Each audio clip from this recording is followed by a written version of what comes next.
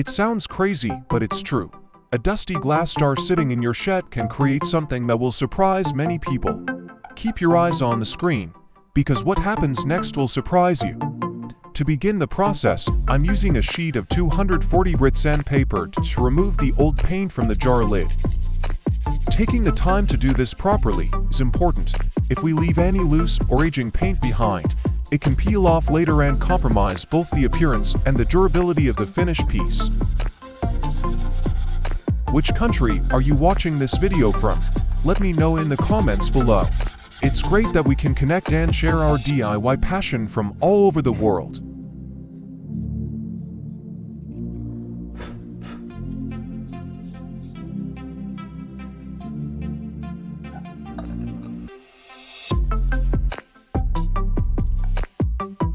Next, I'm using an automatic center punch to mark a precise spot in the center of the lid. This makes the drilling process a lot smoother. After that, I take a step drill bit and open up a 12mm hole right on that mark. And trust me, what this hole is about to become might surprise you.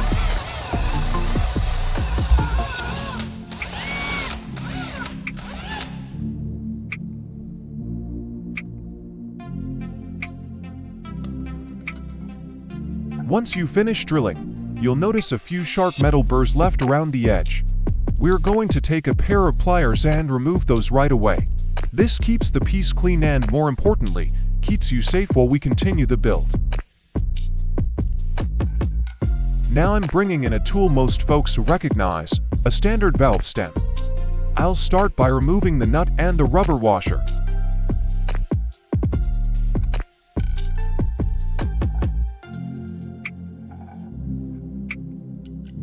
As you can see, the valve stem fits perfectly into the hole we just drilled, which makes the next steps a whole lot easier. And since we won't be using the inner valve core for this project, I'm taking that out as well.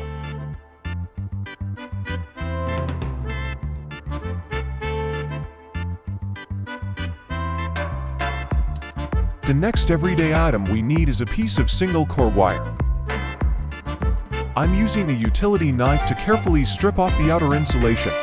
And stay with me here. Once you see what this bare copper is about to do, you'll realize why this step matters so much.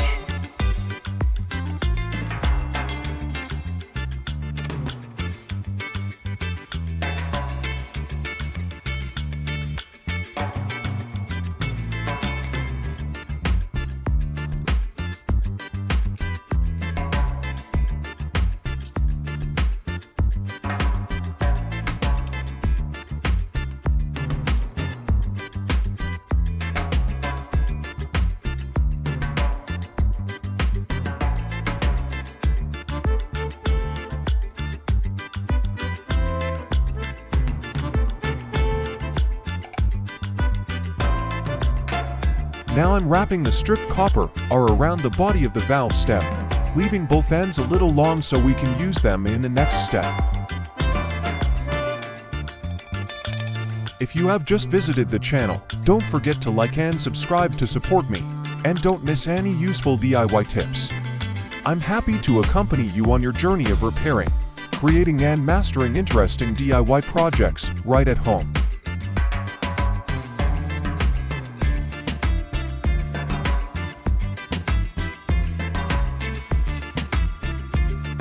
For the next step, I'm using a marker to mark two symmetrical points on the lid where we need to work.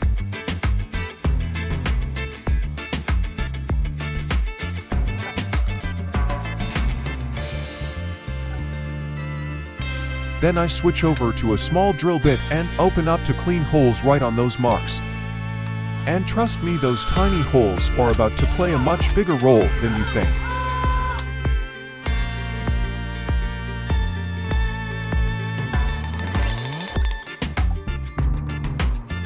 Next, I'm setting the valve stem into place, sliding the washer back on, and tightening the nut securely.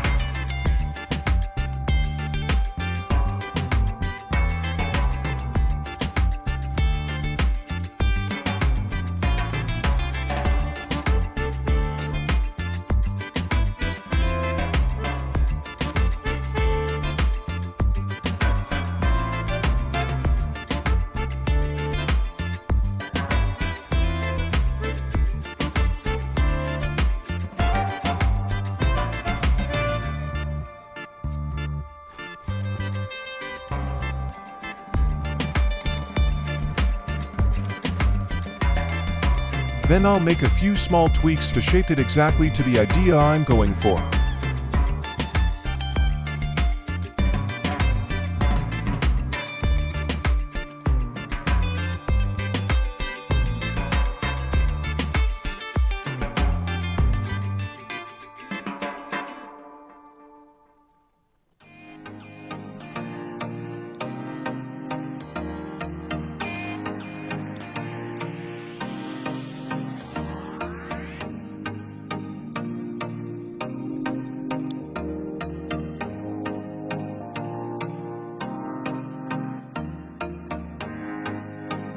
Once everything is aligned, I place the copper coal back onto the valve stem, making sure both wire ends pass cleanly through the 2 holes we drilled in the lid.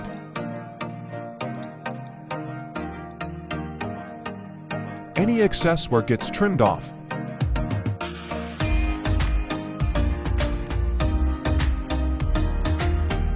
Then I tighten a second nut to lock the coal firmly in place along the valve stem.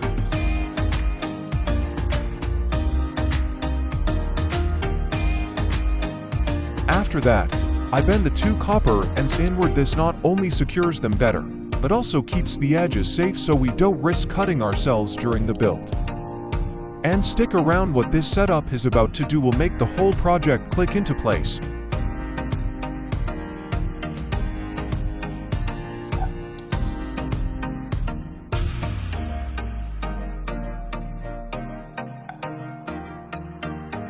Here I'm using an epoxy adhesive. This type comes into separate tubes, and when you mix them together at a 1:1 ratio, the reaction kicks in fast.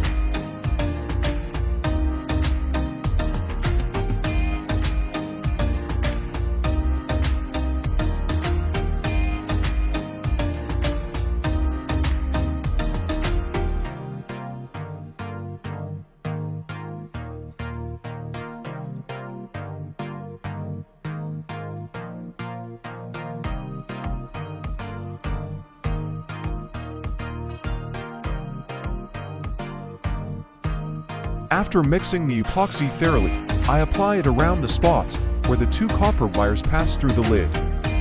This locks everything firmly in place and seals the openings, making sure there's no movement and nothing that could compromise the final result of the project.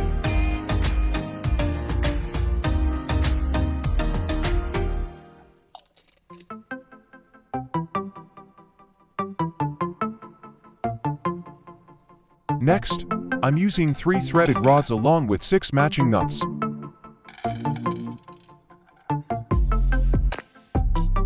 Each rod gets 2 nuts tightened onto it to set the spacing we need. And don't go anywhere, these simple rods are about to play a much bigger role than they look.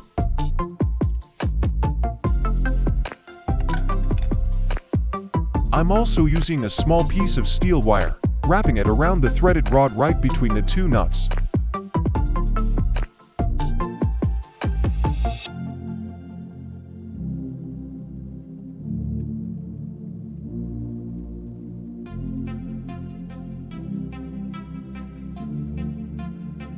Then I tighten the nuts down to clamp that wire securely in place. Each threaded rod is spaced about 9 centimeters apart, and I repeat the same process on the remaining 2 rods.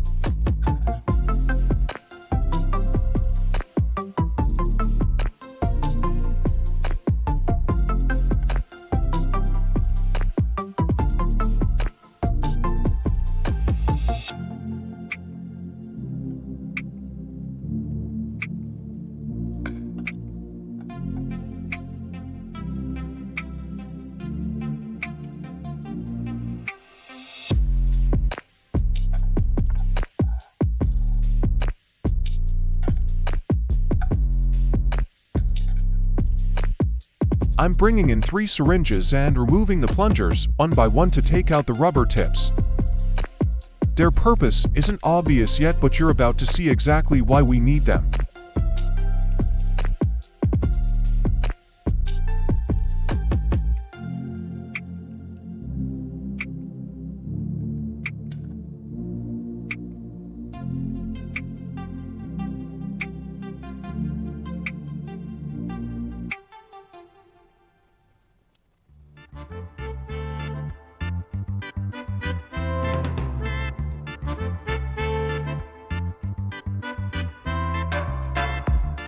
And just like that, I slide each rubber tip onto the end of the 3 threaded rods. This gives them a stable footing and adds a bit of cushion when we stand the whole piece upright.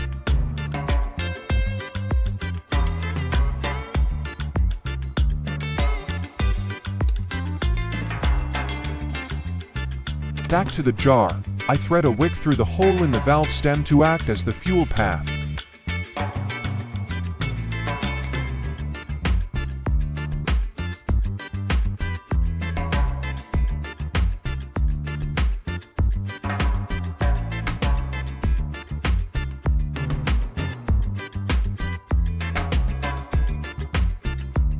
Then I pour in just the right amount of lamp oil.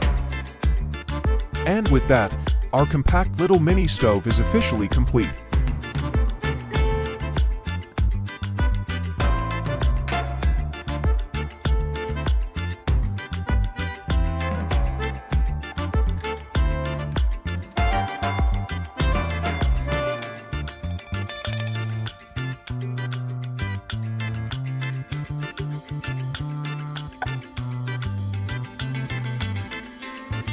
Now comes the part everyone waits for. I light the wick, and a small, steady flame rises up, carrying all the expectation behind this build.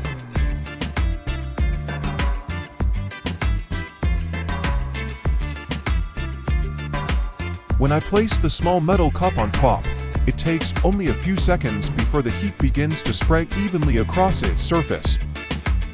The flame may be small, but it's surprisingly strong and efficient, producing a steady heat that's perfect for warming water, brewing a quick coffee, or cooking small portions during camping trips. The 3 threaded rod legs hold the trivet firm and level, giving the entire setup a solid, dependable feel. Nothing wobbles, nothing tilts. The light reflecting through the clear glass jar adds a unique charm, simple yet refined, like a handcrafted piece made with patience and passion. And that's our finished mini stove, simple, solid, and surprisingly powerful. In the next video, I'm taking this idea even further with a build you definitely won't want to miss. So stick around, hit that next video, and let's keep creating something amazing together.